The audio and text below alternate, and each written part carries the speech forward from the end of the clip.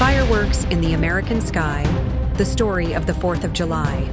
A long time ago, around the 1700s, America was not yet an independent country.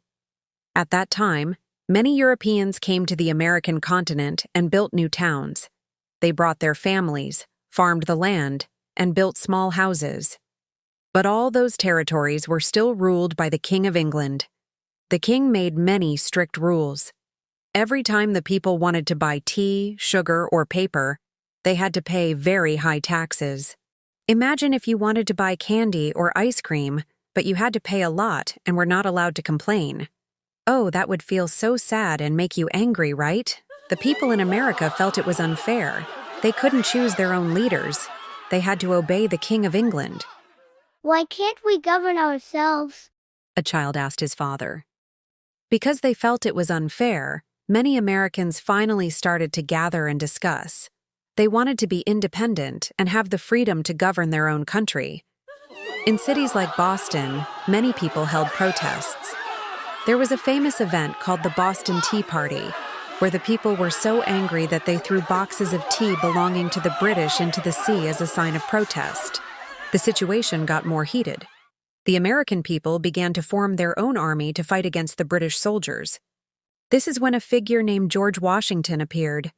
George Washington was a wise and brave leader. He was born in 1732 in Virginia. Since he was a child, George loved riding horses, leading his friends, and already had a strong leadership spirit. When the people needed someone to lead their army, everyone chose George Washington.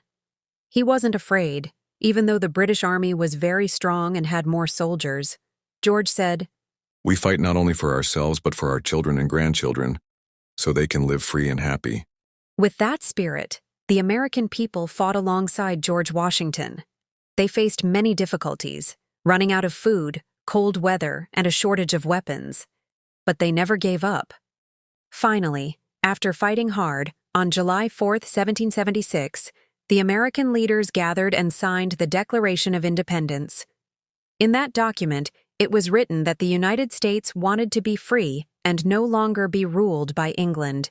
This date, July 4th, then became known as Independence Day of the United States. Every year, all Americans celebrate it joyfully. What is the most exciting part of celebrating July 4th? Yes, fireworks. The night sky is filled with colorful lights: red, blue, white, yellow.